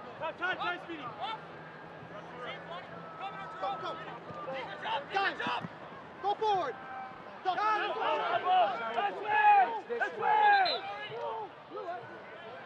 And the other problem you get is approaching the 60-minute mark, up 2-0. Pittsburgh goes into a shell. You know, this was an out-and-out back three that allowed, especially on the right side, Toby Sims to push high in the first half. Didn't see as much of a committal from Nathan Dos Santos, but now you're looking at a 5. They've dropped down in much deeper from Cicerone. Coming through, Canardo Forbes not as advanced in his role. All of a sudden, Dequa's sitting up there by his lonesome, and you're looking at a very flat 5-4-1 that still creates depth within the ranks too, because of the understanding of each and everyone else's positions. You know, you just talked about Danny Rivera. Danny Rivera can play wingback on the other side. He'll play in the 6. He'll play in the 8. And depending on the formation, you could bump him into the midfield and play him in a 4-2-3-1, a 3-4-3, like higher. There are a lot of teams that don't possess that ability. You know, for the most part, outside of Cicerone, Canardo Forbes, Dane Kelly, and Albert Dequa, almost every single player here regularly plays a different position. Even Arturo Ordonez on the back line. Like, we've seen him more in a central location recently, but Bob, he jumps him back and forth on that back three between the right and the middle. You know, same thing, Jelani Peters can play in a 4. Everybody has such a versatility within their game. With a half an hour to go, and that shell that you speak of, you said it was, what, 40-something% of the home games under Bob Lilly have been clean sheets? No, 43% of them all time. Even better. It's worse at home. It's much, much worse, I'm sorry to tell you. 58 shutouts in 124 games. 30 minutes away from another, and good luck for Miami. Through an hour, they have no shots on target, and now they're down 2 against a team and is able to go into an even more fortified shell. Clever ball on the ground, back heel in front, saved off the line. That one's not going to be stopped. Jelani Peters, have a night. His second, and Pittsburgh goes up 3.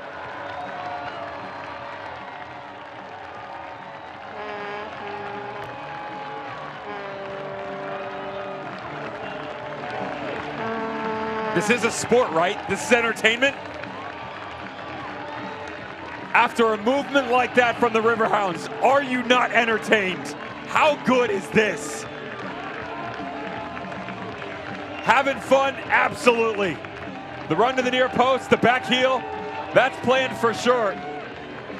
The crack off Wheat, bounces back out. That's a center back. That is the best impression of Virgil van Dijk that you will see from Jelani Peters tonight. Of course, it's the second goal from your center back. The Trinidad native, masterclass offensively. That's right, I said it. He absolutely had to have someone notify him that Devin Kerr slandered him in the regard of a comparison to Virgil van Dijk, because after that, one with the head, one on the volley.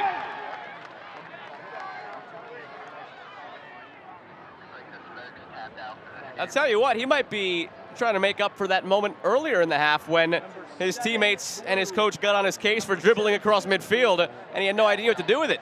proving that he can figure out what to do in the attacking half of the field now. As Miami readies 2 changes coming here after this corner. Swung in by Rivas as they look to salvage something now in half number 2. Perez, back post, over everybody. And out for a goal kick. Joe, that's where you go from walking out of the locker room, being the joke and having to buy drinks for everybody, to getting a full bar tab and free dinner.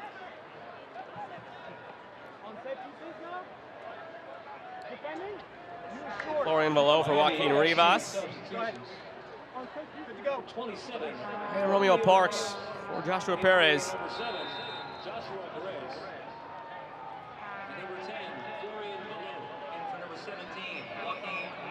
Seems like whenever Anthony Pulis talks about his number 9s and Kyle Murphy and Romeo Parks, he does so interchangeably. Don't feel like we've seen them out there together too often, but out there now. At the start of the year, this was a frequent look because of all the injury issues they had to deal with. This is a squad that, 15, 16 players, first 7 games of the year. Lack of depth, yet still able to turn out some positive results. They didn't have an out-and-out number 10. Romeo Parks assumed that role a ton. Even more troublesome that they're not able to find more goals because of that. It just goes to show you that it just hasn't been the year, and they can't really find any rhythm within that 9th spot, nor within this game. 64 minutes in, and they are a shell of themselves compared to the match that they played last time they stepped onto the pitch.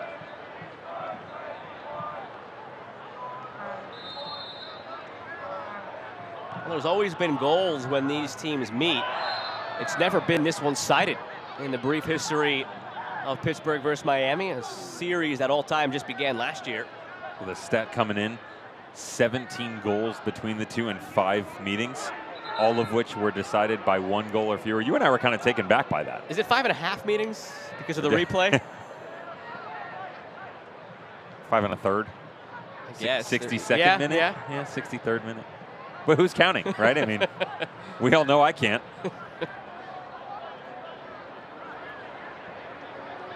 Let's see if Pittsburgh can count to 4 here and just continue to pour it on.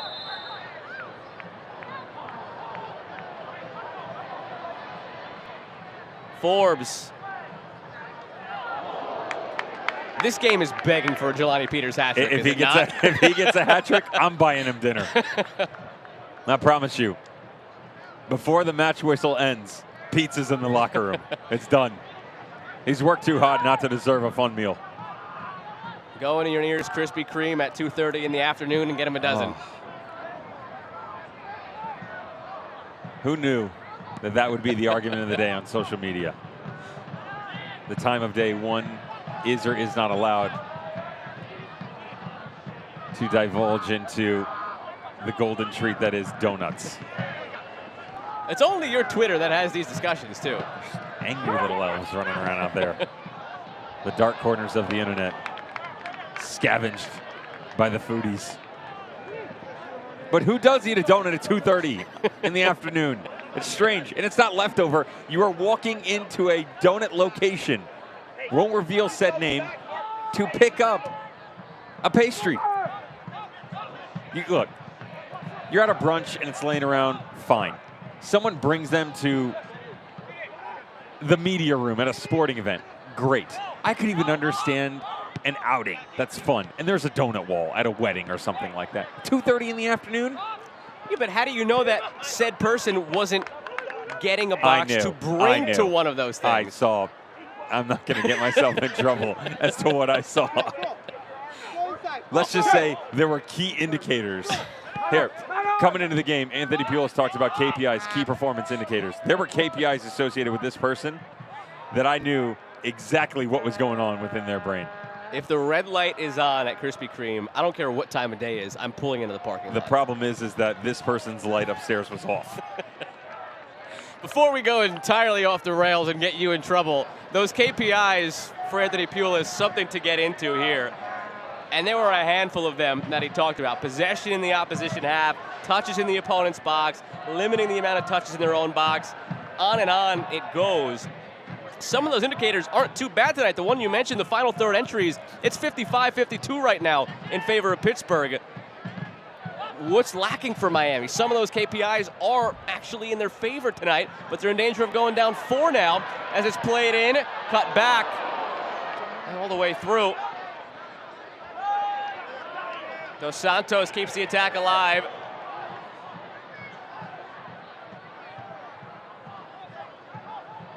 Rivera. Wheat through Griffin.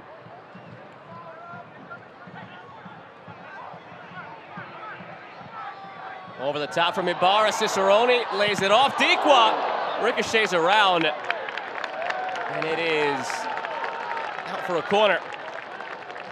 Was actually a little upset with himself, and rightfully so, on the back post run just prior. As the ball went to the far channel and gets knocked back in, he actually removed the opportunity to get on the end of it because he stepped in behind the defender. This time he does get it right.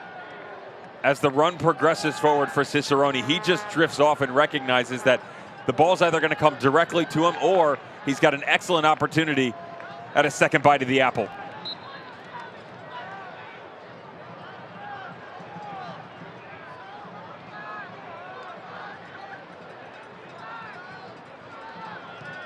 Forbes, back post, 4 for Pittsburgh. Shane Wheat gets it on the fun. And they are digging that hole much deeper for Miami right now.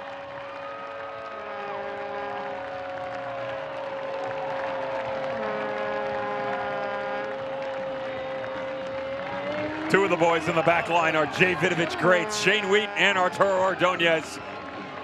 And one thing that you have out of those teams coming out of Pitt is organization.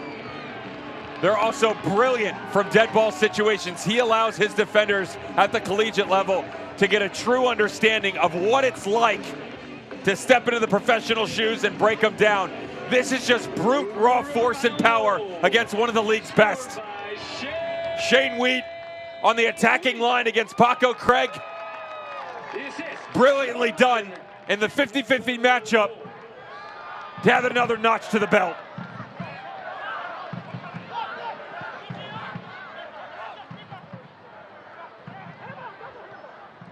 Well, this all started with us trying to talk about the KPIs for Miami, and those kind of go out the window tonight.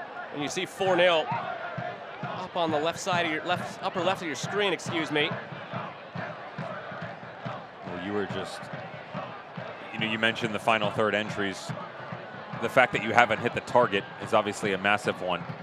I look at one of the ones that Anthony Pulis went deep into detail on, and it was touches in the opponent's box. So, yes, they only have 3 less, 52 to 55, moving forward. Miami FC and Pittsburgh on the positive end of that argument, only 8 of which have actually amounted to the ability to have the ball inside of the 18. Pittsburgh has more than doubled that. That gives you an idea of the lack of ideas moving forward. Very traditional.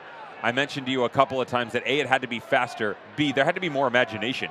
We haven't seen any of that. Even with the substitutes coming on, you've basically removed the entire midfield that started because you've brought on Ba, Parks, and Velo. You've taken off Rivas, Perez, and Walker. And yet none of them are willing to step out of the comfort zone. It's almost like they're too afraid to make a mistake. That argument's already done. You're down 4-0. Free kick swung in.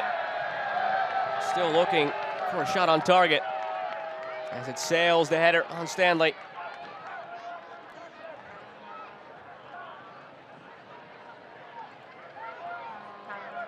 It hasn't really looked like this on a given night this season for Miami. 6 draws, a lot of games that sort of went 1 goal in either direction. The question now for Anthony Pulis becomes, what do you do from here? A night like this, kind of get punched in the mouth a bit.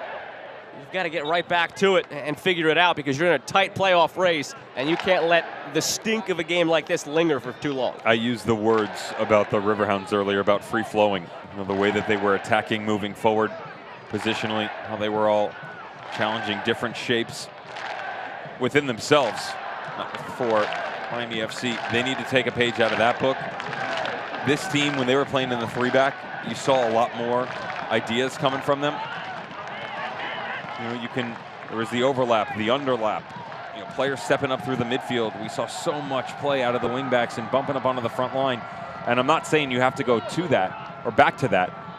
But the game against Indy, and we showed the goal and the buildup in the open, you saw exactly that. Who cares about the formation? It was the understanding of what your role was, the willingness to step outside of that, but also having the trust that if you did, the coverage would be there. None of that is there. If Falo comes high, is Segber's going to complement him in the attack?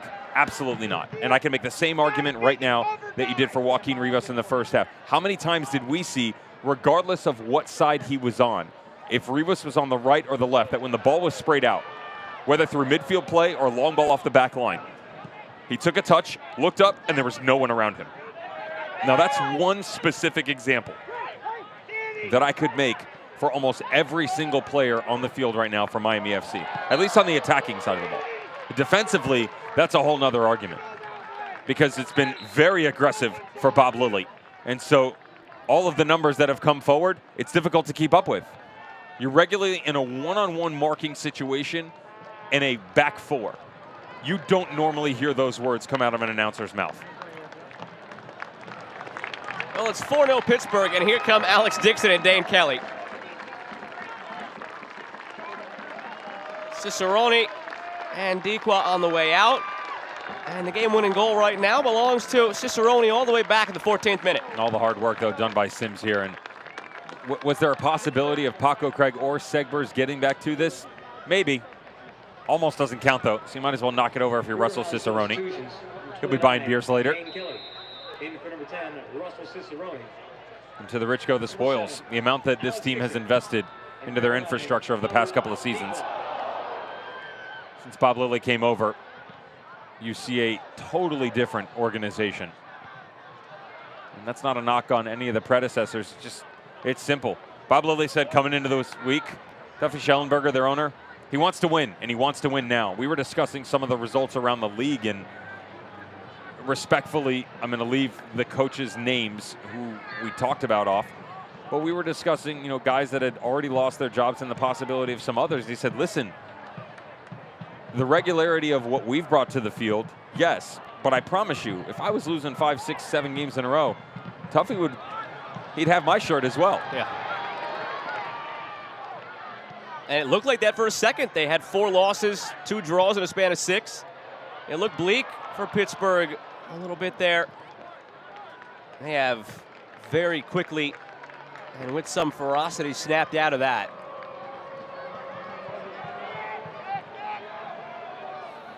Plenty of reasons to cheer on this Pittsburgh team, and if you want to cheer on your team and be a part of the action during away games, head to Mike's Beer Bar, the official watch party location of your Pittsburgh Riverhounds on Saturday, July 16th, to cheer the team on as they face New Mexico United at 9 p.m.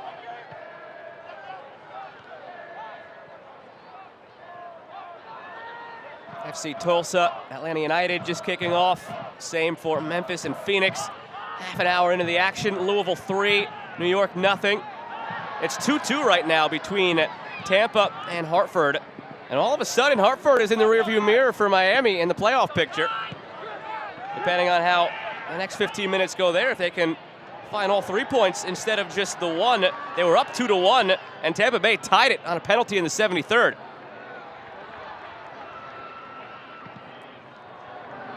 Oh, that's a really good move by the Riverhounds. This ball had to be laid off, though, to Alex Dixon. He just pointed at Danny Griffin and let him know. Great vision by Mark Ibarra. He's starting to work himself into this match, finding a lot of space. Look at him just to the right of the referee, found that pocket. Just kind of floating in and out. No one's really marking him. Everybody's worried about Canardo Forbes and Danny Griffin. Remember I said to you right after the substitutes that it wouldn't change much? That you'd probably see more of a defensive-minded midfield, how you'd have Griffin and Mark Ibarra matched up next to each other. If anything, they're higher. Canardo Forbes has started to go more to that right-hand flank, and then watch the trailing runs you're going to get. They're both going to creep in. Good balance. You just have so many options right now. Which one do you want to take? That's the real issue if you want to make one out of it, is what decision is next? This is the other thing for Bob Lilley, 77th minute up 4-0. He's not letting off, especially from a coaching standpoint. This is, if anything, where he challenges you the most as a player.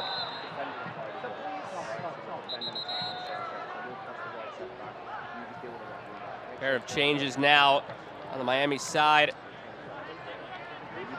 Kyle Murphy and Mark Segbers done for the evening. Christian Sordo into the match for Murphy.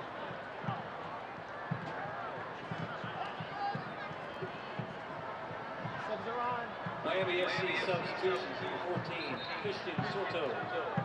And a first appearance on the season now for Richie Ballard. Ballard in for number 96, Mark Segbers. Another reason why earlier, if you're just joining us, we talked about the Siamade Farlick move to FC Tulsa, the right back spot. Richie Ballard has been turned into a very familiar flavor on that right side for Miami FC. Easy for him to step into the shoes of Mark Segbers. Injury after injury this year. Start of the season, starting to get healthy, picked up another knock. Digressed, regressed, whatever it was. I don't think anybody really cares about the terminology right now with 12 minutes to go. Should bring Florian Velo into the number 10 spot. Maybe he can unlock some things for Romeo Parks, who should jump up into the 9. And you know, the separation on the inside, Joe,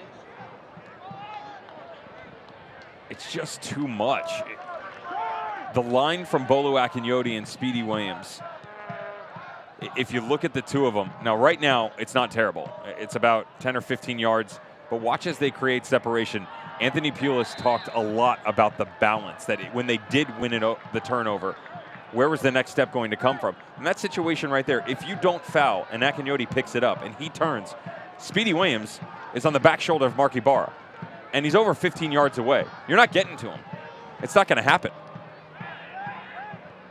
Talk about the finishing product for Miami, that it hasn't been there. Maybe part of the reason they haven't had attacks begin because they've lacked that first ball out of the back.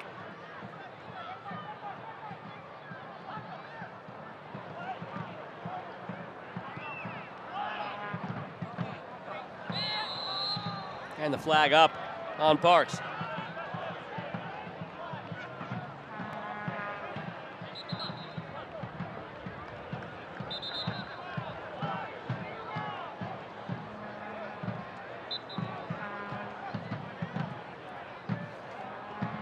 Can't watch the match? Turn on Sirius XM FC 157, North America's only 24/7 source for engaging soccer talk, including USL All Access Tuesday nights at 7 Eastern, plus live matches from the USL, MLS, English Premier League, and more, all on Sirius XM FC 157 and the Sirius XM app.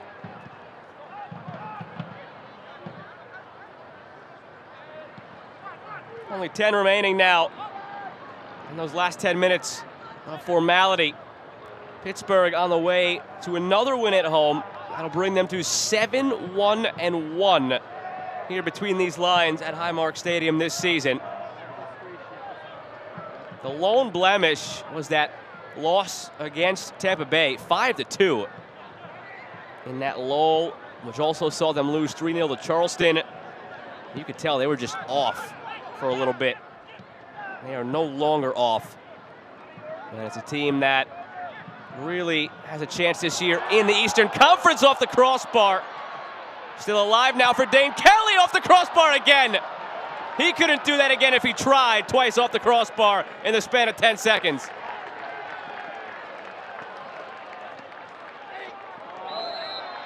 And Dos Santos commits the foul and will pick up a yellow. Of course, he's the one that doesn't score tonight, right? A good header by Dane Kelly. Look at the perseverance to push back through. Wins the challenge, then the pullback. Watch the shoulder right here. Wins it. Sorry. Apologies to Callan Chapman-Page and Richie Ballard. And my deepest condolences to Dane Kelly. Should have easily been 2. All I'm saying is Jelani Peters would have scored it. 100% he would have. The center back who scored his first 2 goals of the season tonight. The all-time goal king in USL Championship. Which one is which tonight?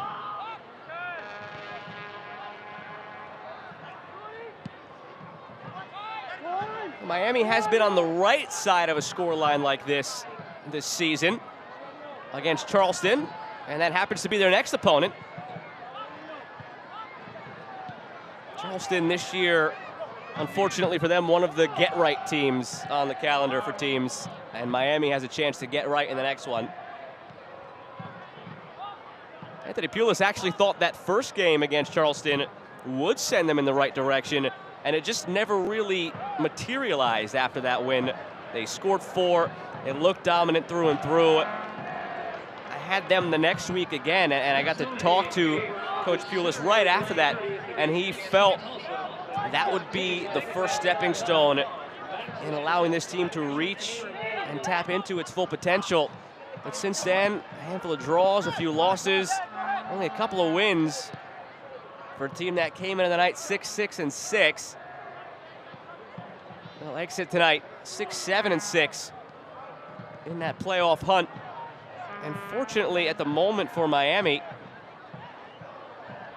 Detroit City taking care of Indy 11, the team directly in competition with Miami for that 7 spot. But all of a sudden now, it's not just Indy breathing down their necks for number 7. At this present moment, Indy 3 points back. Tulsa in the live standings 4 points back. Hartford in the live standings 7 points back with the game in hand. What seemed like a 2-horse race between Miami and Indy is no longer that. Stick around and meet the team. Presented by King Orthodontics, Pittsburgh most confident smile locations in Pittsburgh, Bridgeville. Charleston next up for Miami. New Mexico on the road for Pittsburgh, but after that, a home game for the Riverhounds on Saturday, July 30th at 7 p.m. against FC Tulsa. Get your tickets today at 412-865-GOAL or at riverhounds.com.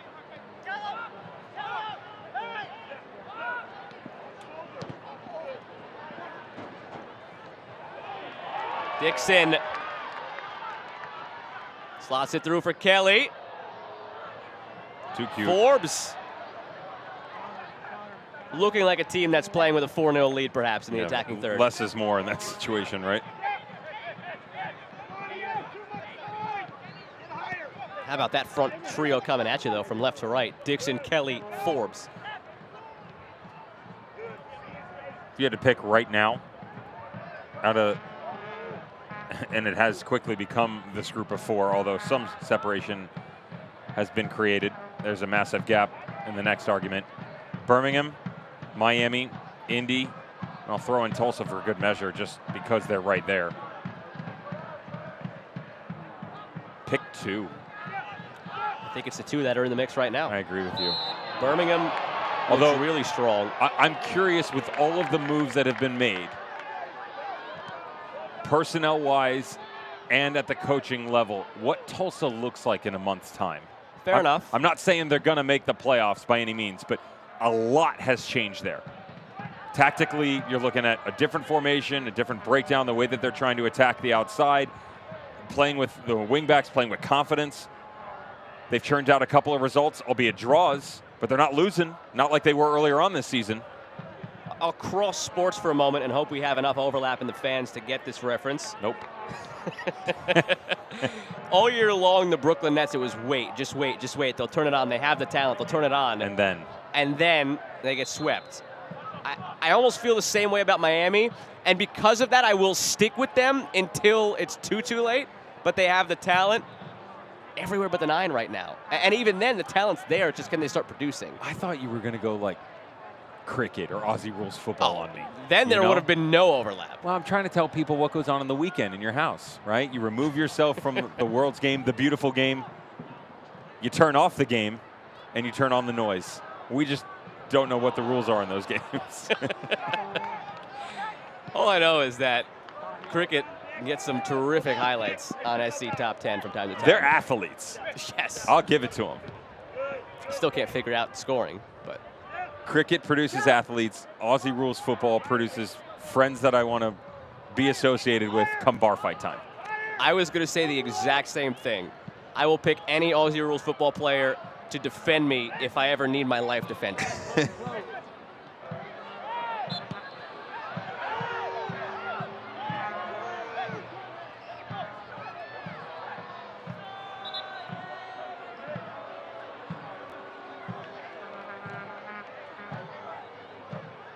what's your first word in the locker room if you're Anthony Pulis at the end of this game to your teams? Do you say nothing and just kind of wait until you get back to Miami? Acknowledge what today was. Acknowledge that you were beaten down and you were beaten soundly by a good team who's in a playoff race. As Velo swings it in, and that's still wide, so that still means no shots on target through 88 minutes for Miami. Are there even words after a game like this? So this is where it's preferential treatment on how you want to address it. I came up in a different era, let's be very clear. And so some of the things that coaches got away with, and I'll say that, in my generation, don't usually ring true now. I was verbally degraded. You could argue abused at times. I'm not going to condone the behavior by any means. Let's be very clear on that. However, there is something to be said about the manner in which you're spoken to. If spoken to at all, and that's the other side of this argument. My coaches growing up usually screamed and yelled at me. And again, I'm not saying it's right, but that resonated with me, and as a player and a person, helped to mold me in a positive light to the man I am today. However, if my mother didn't speak to me, I knew I was up the creek. I knew I had done something seriously wrong. So when you relate that to coaching, I see Anthony Pulis, at least in our conversations and interactions that we've had together, more of the stoic nature. Let this resonate. Walk in, let it sit with them. And the other side is sometimes, both good and bad, not being able to see the game break down by film, it's a lot more difficult to understand how rough or good it actually was. In this situation, it's been a poor performance, right? So if you go back and if you just start yelling at someone, this was bad, that was bad, for a player, especially in this day and age, be able to provide examples. If you go back to the drawing board and pull the tape and say, okay, well, we could have done this better, that better, discuss it with your coaches and say, this is what was bad, this is where we got it wrong, now here's how we're going to fix it. You provide solutions for players as just opposed to some of those, I should say, insults that are thrown at you, or at least that was thrown at me.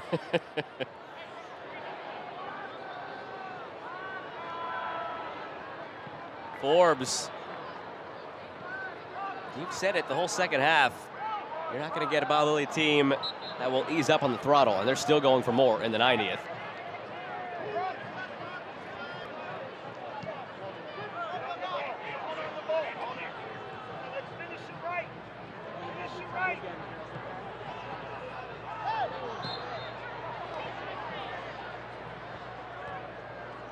Two more minutes. Tack down to the end of this one. 2 minutes. Stoppage time to get in the game. Minimum of 2 minutes. 2 more minutes right now for Miami to get that donut out of the shots on target column.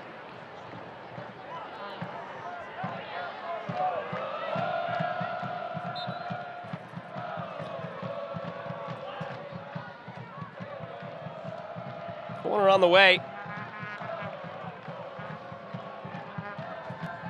That's a favorable draw in the next match for Miami at home against Charleston, but from there you go on a lengthy road stand. 5 of your next 6 are on the road as Dos Santos heads it away. For a team in a playoff race, it is just about a must-win against Charleston on Wednesday night for this Miami team. Still looking for a shot on target. Played through now. Craig, it's saved by Waite, put in on the rebound by Chapman Page. At least something to salvage from the end of this one.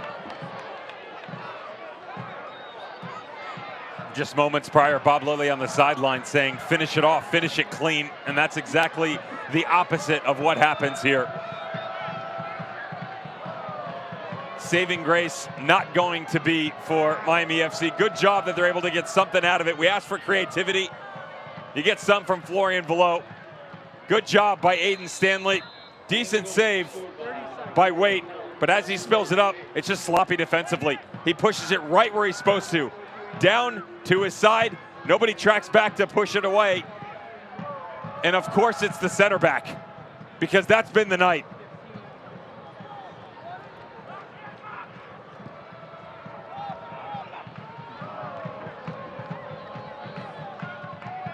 It took until stoppage time to get the first shot on target for Miami.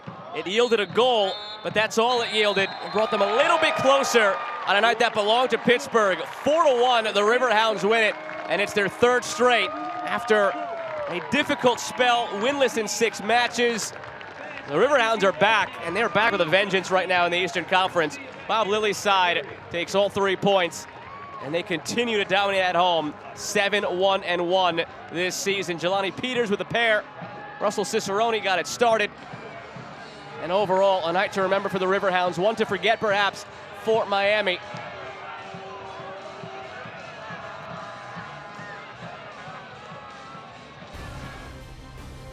Started from the beginning of the half. Peters got the first insurance goal.